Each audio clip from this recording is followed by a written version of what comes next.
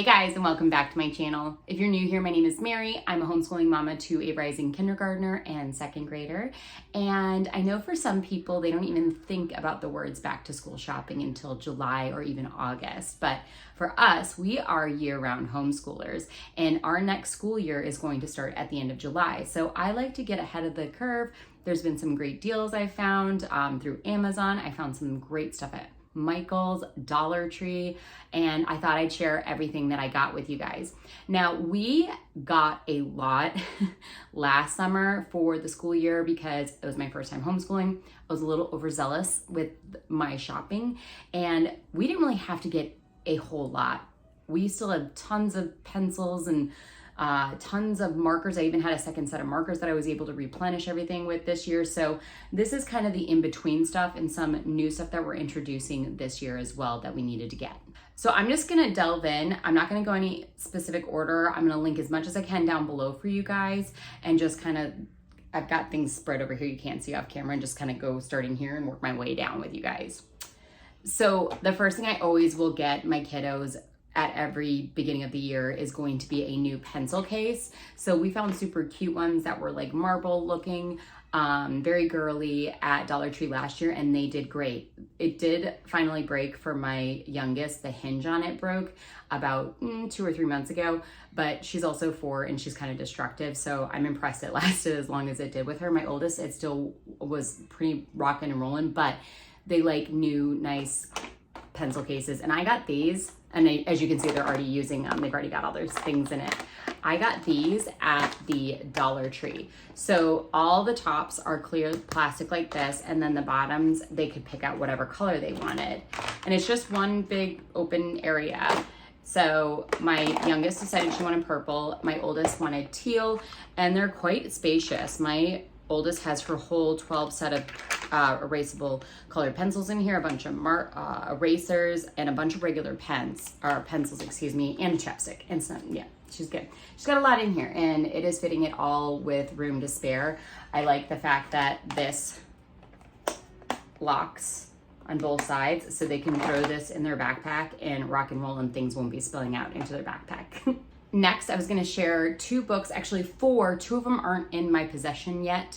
2 of them are actually coming tonight, but I just don't have time to film this later tonight. So I'll put like screenshots of what I got up here. So actually, let me start with those, the ones that aren't here yet. So we went ahead and got the blue fairy book right here. It's full of all the traditional fairy tales. We're going to make this as part of our morning time. So somebody in one of my comments, if you're watching this, thank you, recommended that I go check out Ambleside online book list, which also sent me down a whole rabbit hole on a video that I'm gonna have to create another day about Charlotte Mason. And I know I've always said I'm classical education, and I definitely still am, but I might actually try out a blend between the 2 of them, classical education and Charlotte Mason. There's some overlapping, there's some things that conflict with each other, and I kind of know where I stand in both those categories, but I'm realizing I might be a little bit of a half and half Charlotte Mason classical education style. And a lot of people, I'm not going to get into this in this video too much, but a lot of people, when you say that, they're like, well, Charlotte Mason is classical, and she is. That is absolutely correct. When I say classical education, I'm talking about more like the neoclassical,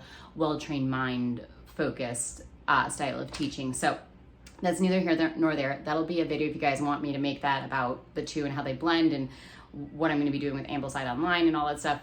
Put it down in the comments and I'll go ahead and make that video next. But I did go ahead and get the blue fairy book. That'll be here soon. We're going to add that into our morning time basket. We also got Paddle to the Sea by Hulling C. Hulling. These books are amazing. He's got 3 or 4 others that we're going to be doing with Ambleside throughout the years, because I think I'm going to continue with them over the next couple of years. The illustrations are beautiful. They're short. They're easy to read. And basically you just do 1 chapter a week, essentially. And we're going to be doing that, also incorporating it into our morning time routine. This is a living book, really focused more on geography. So if you're looking for a living book for elementary students on geography, this is a really good one to pick up. The other one that is coming that I'm still waiting on is Aesop's Fable. It's this version. It's an illustrated one, and the illustrations inside in the sample looked beautiful, and we're going to be also incorporating that into our morning time per the schedule for year 1 Ambleside. And then this has nothing to do with Ambleside. I have been eyeing this book for ages. It's the 50 states, and it's like just a bunch of fun facts about each state. Now, we're not doing a U.S. geography this year, but we are doing U.S. History. And although it's going to be pre-colonial times up through World War II, obviously some states weren't ratified at that point, etc. But I do want to be able to use this if it's talking about something that happened in the area that would become New Mexico. I want to be able to pull this open and go to that state and like, let's go learn about it. Not Kansas, of course, but New Mexico. But like, I just thought this would be a great, fun way to start introducing geography. It was super on sale, because I normally see this thing going for $30 and it was $10 and change. So I snagged it off Amazon. I got an alert randomly and I was like, ooh, I'm gonna get it. I can't pass this up. But I just think it's so colorful and fun, and it'll keep the girls engaged, and we'll learn a lot about our 50 states. And then I'll probably use this later on down the road, and we'll do an official focused 50 states geography one year, and then use this as the spine for it. So I'm gonna show you some notebooks we got. So I really told myself I was not going to be the person that jumped on the bandwagon of the School Nest notebooks. I have officially jumped on that bandwagon. So for my oldest, she is going to be in 2nd grade, and she's doing narration and copy work. And we wanted a notebook that allowed for where you could illustrate it, or you could write it underneath, or if she wants to narrate it to me orally, I'll write it down for her, because that allows her to speak more words than she could write on her own. So we went ahead and got the 2nd grade notebook from School Nest. I showed her this, and I showed her all the colors. I showed her this guy, this cover, everything, and she fell in love with this one. So it's a 2nd grade notebook, and the inside is great because each of the pages has this one side over here that's dotted that you can then like draw on if you want to, or you could right here, you could do whatever you want with this space. It's all dots. And then on this side, it's the space above for illustration, and then it's got the wider rule for writing for younger kiddos who are still working on their penmanship. Also, don't mind me, I don't have nail polish on my pointer finger. So she got this one. Then my youngest was like, well, Mom, I need a notebook. And so I said, okay, I'll show you all the options. And of course, she went ahead and picked the same one that Sissy has. It's the same thing, exactly. It's just the front cover says kindergarten instead of 2nd grade, because she has to be like her big sister. So she will not, of course, be writing quite yet, but I am happy to write down her oral narrations for her if she would like to join us in oral narrating. If not, she can just draw and color in here to her heart's content. Now, my oldest, she is ready for a history timeline notebook or a book of centuries, however you want to attack that. But essentially, I went ahead and got her this one. She really liked the teal cover. I got the School Nest one. I like that this has a spot in it. Hold on, let me get the table of contents up for you. So this is what it includes in here. So it has a spot for your history up top. Then there's a prehistory, which they haven't dated for you. They let you kind of figure out how you want that dating and spacing to be per page. And then down here, they start ancients, medieval, early, modern, and then modern. And what I like is that at the beginning of every section of time period, they have kind of just a wide open area that you can you could post like pictures in here, draw, color, whatever you want. And then the timeline starts. Now for prehistory, they don't have the times written in, but because again, people kind of attack that differently depending on your worldview and your home and how your family wants to do that. But then starting with ancients, they do put in the years, which I appreciate. So, and then they section it off. And again, at the beginning of every section, there's a little area where you can, before the timeline starts, they'll allow you to like draw, post pictures, whatever you want to do in here. So I thought that was cool, kind of cool. Now, the crazy part is this is not the first one they sent us on Amazon. This one is, and probably on camera you won't be able to see it. Let me see if I can get it in here. But like the film, I don't know if you can see it right here, and then it's over here. Something happened to the film on this one, and it bubbled up, and it's kind of got some weird scratches. I don't know if you can see it. I'm trying my best. But so I just sent back, I was fully prepared to send this back to them. I put in a request for an exchange. I'll send it back. You send me a new one. And they said at the end of it, when I checked out, they're like, don't worry, you keep that one. I was like, what? And they don't want it back. So it's still a perfectly good notebook. So what I actually think I'm going to do, because I was thinking about maybe giving it to a neighbor or something, but also I kind of want to have my own timeline book. So I'm gonna use my Cricut and put our names. I'm gonna put Mommy's History Timeline Notebook on here. I'm gonna put Emery's on hers. And then when my youngest is ready for a history notebook, I'll go ahead and pick whatever color she wants, and then we'll put her name. She's just gonna do a written timeline. We did the accordion timeline with the printer paper. That'll be sufficient for her being in kindergarten, and she'll be 5 in August. So she doesn't need a whole book quite yet. But when she hits probably, I don't know, maybe first grade, maybe second grade, I'll go ahead and get her the full blown history timeline notebook. Okay, next up, I went ahead and got the girls nature journals for notebooking. We're not going to do an official nature study this year. We have too much on our plate. As much as I really want to do it, we just can't. So next year we will start an official nature study. We'll get the Burgess animal book. We might even do the bird book because the girls really are into birds. So I'm going to see how I want to do that. But both girls picked out their own nature journaling notebooks because we still are going to go on hikes, and we like to go to the parks around here, and you know, they want to be able to write and color and draw and watercolor what they see. So I kind of like these. I got these at Michael's. They were pretty well priced. They have an open binding, which is kind of cool. Like, I thought that was kind of neat, actually. I don't know how well that'll hold up, but I just think they're really pretty. And it's a thicker paper. It's 75-pound paper. It's technically not watercolor paper, but I told the girls they can watercolor in here as long as they're super careful not to douse it in water.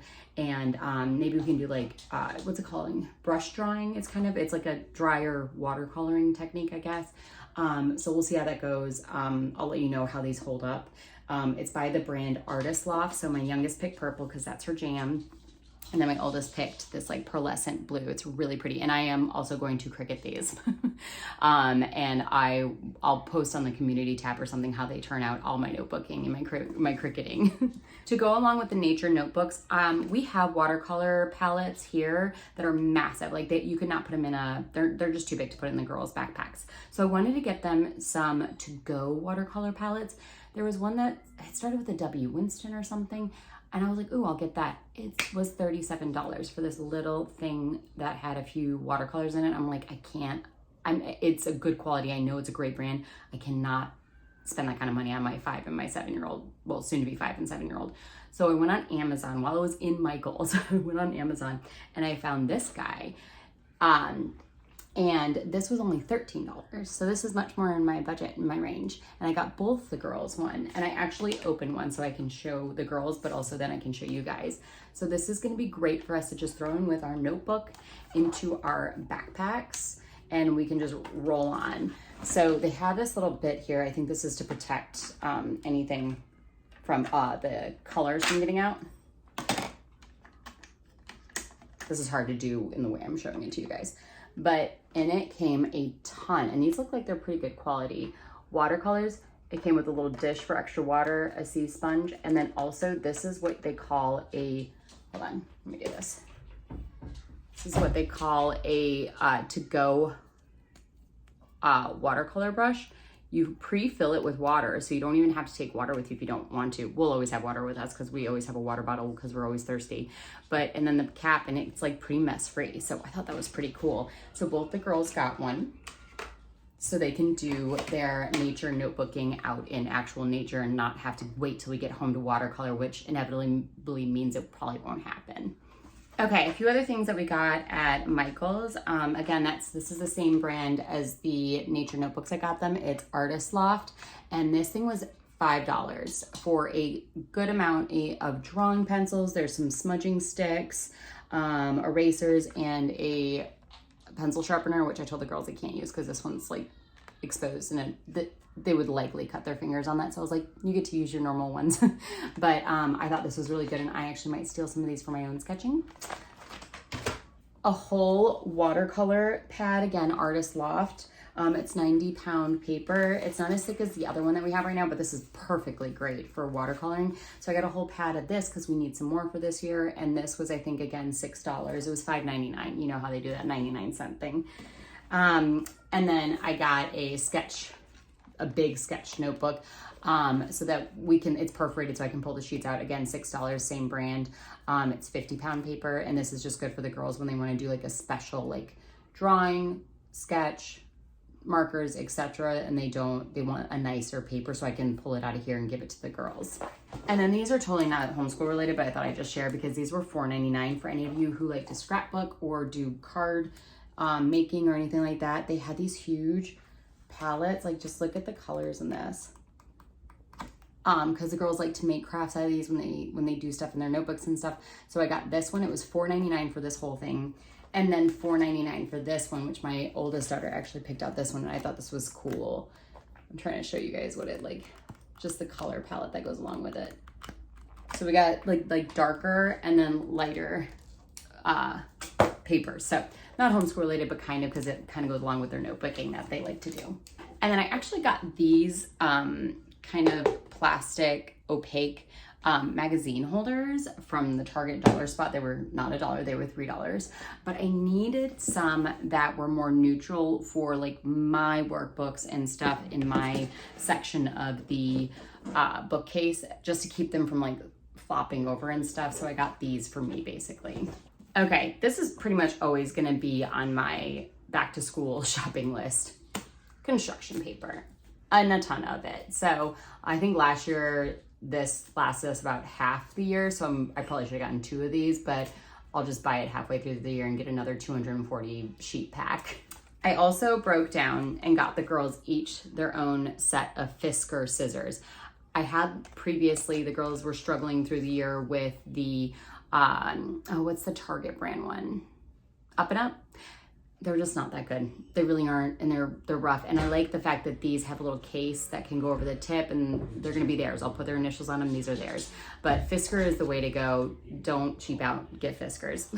Along with that, the girls use dry erase markers for a lot of their work. We have a board that they use, and it just makes life easier when we're practicing math problems or writing and doing phonics stuff with the magnetic letters.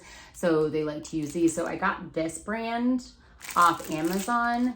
They had wonderful reviews, and they were probably about a quarter of the price of the normal Expo markers, and they're not, so the problem was I could only find extra fine tip for the Expo markers, but I needed to get fine for the girls.